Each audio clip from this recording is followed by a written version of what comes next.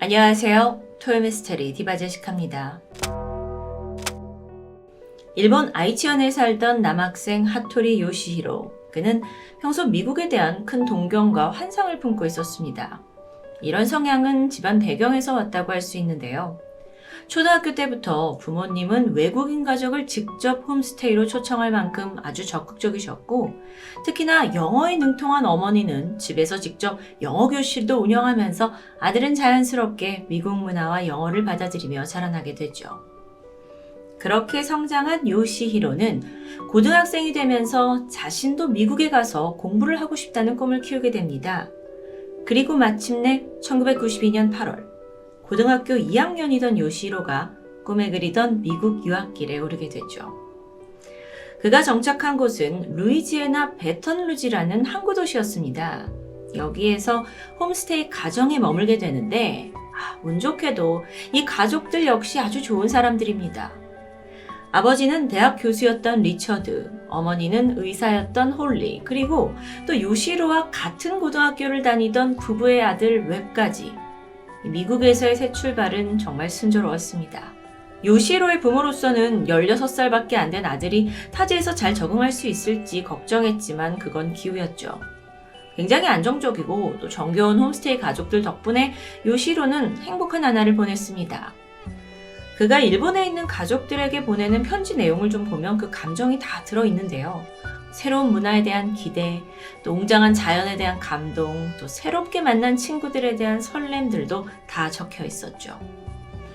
그렇게 유학을 떠난 지 2개월 반 정도가 지난 1992년 10월 17일이었습니다. 미국 생활과 학교는 여전히 좀 서툴렀어요. 하지만 조금씩 익숙해갈 무렵이었죠. 요시히로는 일본인 유학생을 상대로 한 조금은 이른 할로윈 파티에 초대됩니다. 파티라니요. 이건 정말 미국 생활의 꽃이죠. 여기서 잠깐 미국에서 할로윈이 얼마나 큰 축제인지를 말씀드리면 사실상 10월이 시작하는 시점부터 백화점이나 상점은 물론이고요.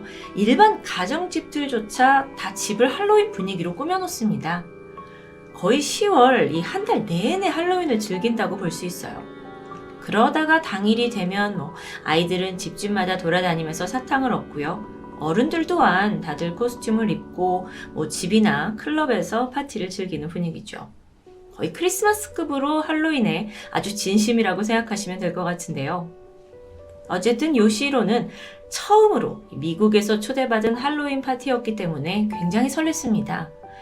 여기에 가족이자 또 친구인 이 웹과 함께 가기로 해요. 파티에선 또 어떤 코스튬을 입느냐가 중요하겠죠.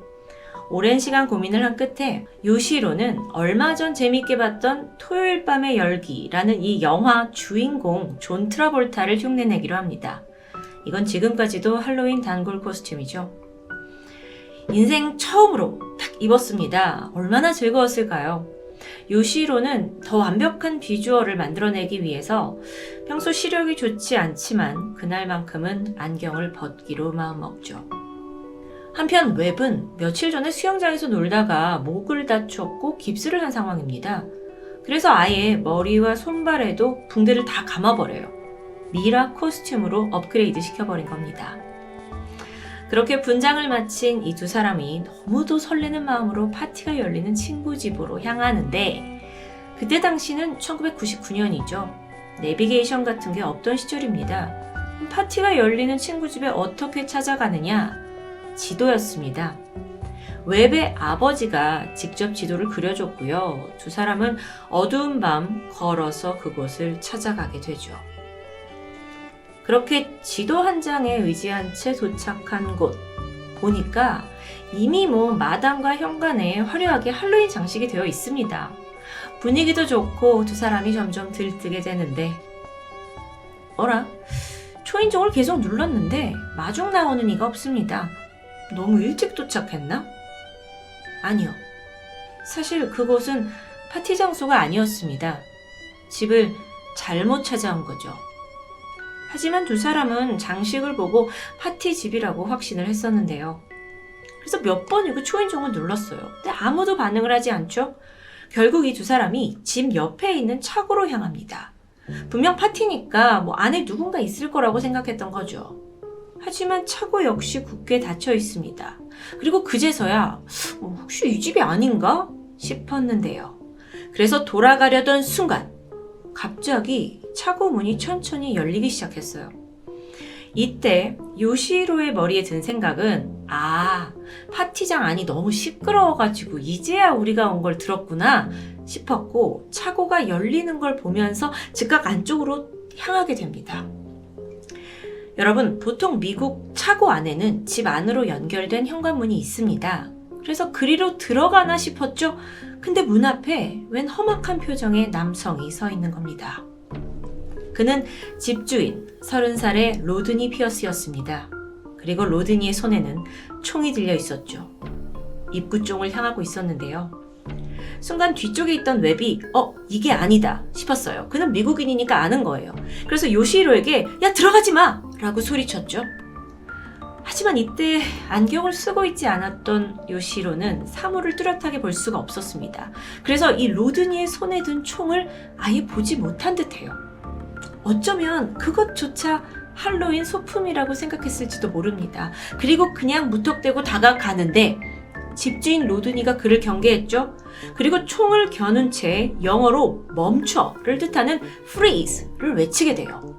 freeze. 근데 요시히로가 이걸 please로 알아들었던 것 같습니다. 그래서 되려 저 파티에 왔어요 라면서 로드니 쪽으로 다가갔죠. 결국 로드니가 방아쇠를 당겼고 요시히로의 왼쪽 가슴에 매그넘 44구경의 총알이 관통했습니다. 이 44구경 매그넘, 이 총이요, 곰과 사슴 사냥에 쓰일 만큼 무게 있는 아주 동물도 한 방에 쓰러뜨릴 그런 위력의 총이라고 합니다. 근데 심지어 이걸 상당히 가까운 거리에서 맞게 된 요시히로는 즉각 쓰러졌고요. 이 상황을 알아챈 웹이 일단 도움을 요청하기 위해서 이웃집으로 달려가게 돼요. 그리고 잠시 후 구급차가 도착했죠. 막 피를 철철 흘리고 있던 요시히로가 이송이 되긴 했는데요. 병원으로 가던 중에 과다출혈로 사망하고 맙니다. 한편 집주인 로드니는 이 총을 쏜 직후 집 안으로 바로 들어갔고 문을 잠궜어요. 그리고 그때로부터 40분이 지나서 경찰이 도착할 때까지 단 한 번도 집 밖으로 나오지 않았고요.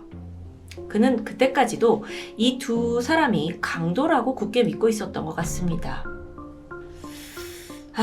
미국에 유학 온 일본 고등학생이 문화 차이와 또 언어 장벽으로 인해서 할로윈에 목숨을 잃은 황당하고도 안타까운 사건입니다. 얼마 후에 이 사건이 일본에 보도가 되었죠. 그러면서 일본 열도는 충격에 휩싸입니다. 아니 어떻게 그럴 수 있냐 라고 다들 핏대를 세웠는데, 정작 미국에서는 이 사건을 사실 좀 다르게 해석하고 있었어요. 충분히 강도로 오인할 만한 그런 위협적인 상황이었다는 분위기였죠. 그러면서 일본이 너네 너무 과열한다 라고 비난하는데요. 어쨌든 요시히로의 죽음에 대해 분명 가해자는 재판을 받아야 했습니다.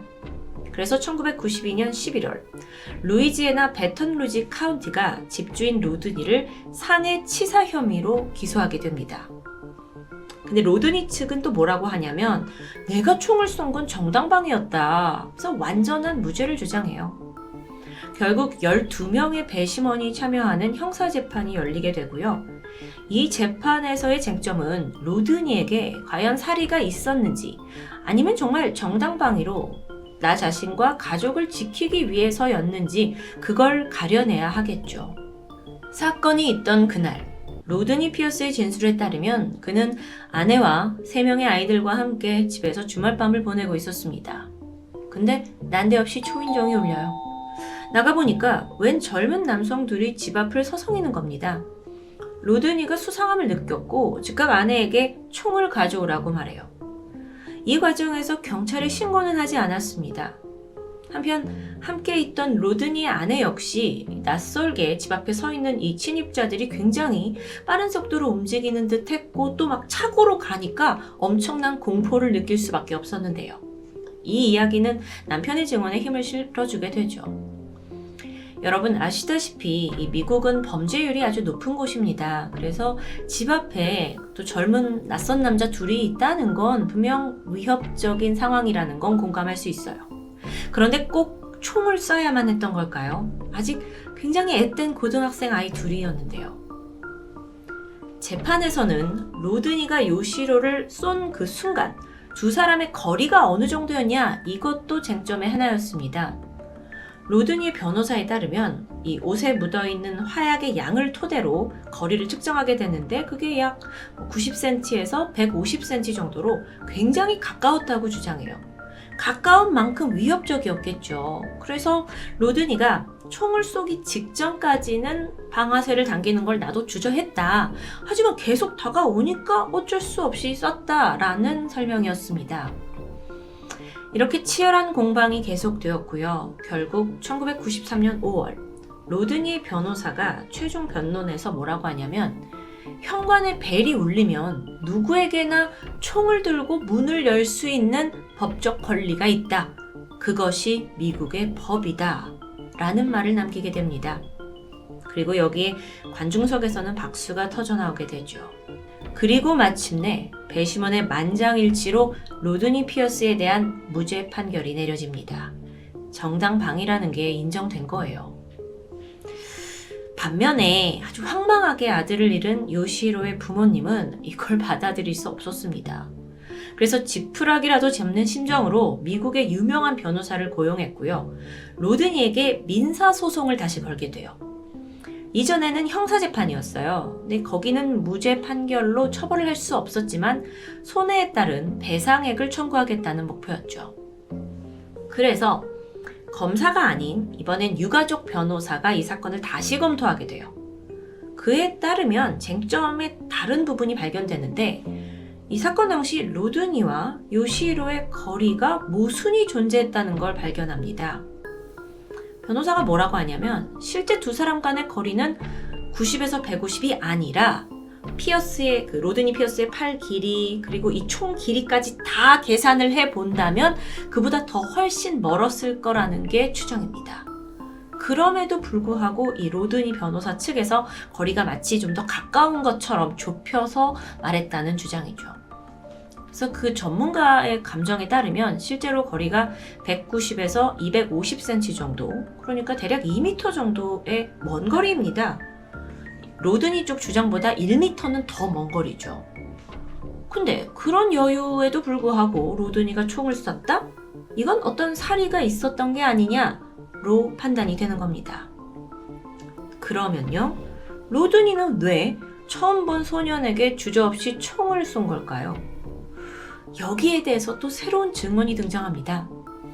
사실 이 로드니의 가정사를 좀 보면 그의 아내 보니와 그는 재혼한 사이였어요. 각자의 아이가 한 명씩 있었고 또 두 사람 사이에서 낳은 아이가 한 명 있었던 거죠. 그래서 총 3명인데요. 사건이 발생한 그날은 아내의 전 남편이 아이들과 만나러 오는 날이었어요. 근데 문제는 이 아내와 전 남편이 사이가 좋지 않아요. 그러니까 전 남편이 오면 막 아내와 싸우고 그러다 보니 덩달아 현 남편인 로드니 역시 전 남편이 집에 오는 걸 끔찍하게 싫어했죠. 이웃들 증언을 들어보니까 이 세 사람이 막 서로 욕을 하면서 싸우는 그런 모습을 보인 적도 있다는데요. 사건 당일에 요시히로가 띵동 초인종을 눌렀죠? 근데 그 시각이 하필 아내의 전 남편이 방문하기로 한 시각과 거의 같았습니다. 그래서 로드니는 이미 예민해져 있는 상태였는데 집 앞에 웬 남성들이 있어? 어라, 이거 전 남편이 보낸 무리들 아니야? 라고 착각했을 수도 있죠. 그리고 그 감정이 더 격분했을 수도 있다는 게 유가족 측 변호사의 주장입니다. 그렇다 보니까 감정적으로 더 이제 화가 나서 제대로 확인도 하지 않고 얘들한테 성급히 방아쇠를 당겼다는 건데요. 사실 그때 요시히로가요, 애들 둘 다 무기를 전혀 지니고 있지 않았어요. 코스튬도 무기를 가질 만한 그런 코스튬이 아니었고요. 그런 점을 보면 아무리 강도라고 착각을 해도 무작정 총을 겨눈 건 좀 이해하기 힘든 부분인 게 분명합니다. 게다가 요시히로는 59kg 정도 나가는 왜소한 체격의 동양인 남성이에요.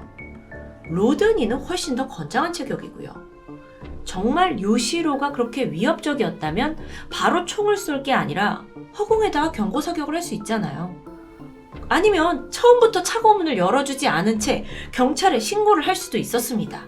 근데 굳이 차고문을 열어준 건 로드니 그 자신이었죠. 아니, 그렇게 듣고 보니까 이게 어떻게 단순히 정당방위인지, 혹시 외국인에 대한 차별은 아닌지 괜한 의심도 되는 부분인데요. 어쨌든 형사재판에서 로드니는 무죄라고 판결이 받았죠. 하지만 민사재판에서는 지금까지 제가 말씀드린 이 모든 유가족의 주장들이 인정됩니다. 그렇다고 무죄가 유죄가 되는 건 아니죠. 하지만 재판부는 로드니가 유가족에게 65만 3천 달러, 그러니까 하나로 약 7억 원 정도를 지불해야 된다라는 판결을 내리게 되죠. 로드니가 막 억울하다면서 항소했지만 그건 받아들여지지 않았습니다. 이후에 로드니는 보험을 이용해서 약 10만 달러 정도는 지불했다고 해요. 하지만 그 나머지는 지불하지 못한 채 파산한 것으로 알려졌습니다. 한편 요시로를 잃고 슬퍼하던 건 부모님만이 아닙니다. 2달이라는 짧은 시간이었지만 정을 나눴던 그 미국 홈스테이 가족들 역시 이 죽음에 격분을 했고요. 근본적으로 미국의 총기법을 개혁해야 한다면서 목소리를 높이게 되죠. 그래서 이들이 총기 규제 단체를 결성해요. 그리고 요시히로 부모님들 또한 이 로드니에게서 받은 10만 달러 그 금액을 다 단체에 기부하게 되고요. 이게 꽤 반향을 불러일으킵니다. 그리고 약 200만 명에게서 동의서, 서명을 받게 되고 큰 관심을 불러일으켰고, 그게 결국 빌 클린턴 대통령에게 직접 전달되기까지 했죠. 이때만 해도 미국에서 총기를 판매할 때는요, 구매자 신원을 제대로 확인하지 않았다고 해요. 하지만 요시히로 이 사건, 그리고 또 총기 규제에 서명이 있은 이후에 구매자가 어떤 사람인지 신원 조사가 더욱 강화됩니다. 그래서 바로 총을 내어주지 않고 5일 동안 대기를 해야 되는 기간이 의무화되었고요. 또 혹시 구매자한테 전과가 있거나 마약 중독자, 또 미성년자일 경우에는 판매를 엄격하게 금지하는 일명 브레디 권총관리법이 최종적으로 통과되었죠.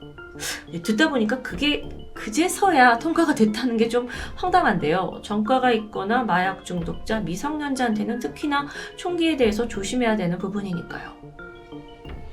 아메리칸 드림을 꿈꾸면서 미국 땅을 밟은 일본인 소년. 그저 할로윈 파티에 들떠있던 소년에게 섣불리 겨누어진 총구. 이 안타까운 죽음은 총기 소지를 허용하는 미국 사회에 큰 경종을 울렸습니다. 하지만 세상이 바뀌기 위해선 늘 이런 희생이 뒤따라야 한다는 사실이 그저 안타깝기만 한데요. 지금까지 할로윈에 벌어진 비극, 토요미스테리 디바제시카였습니다.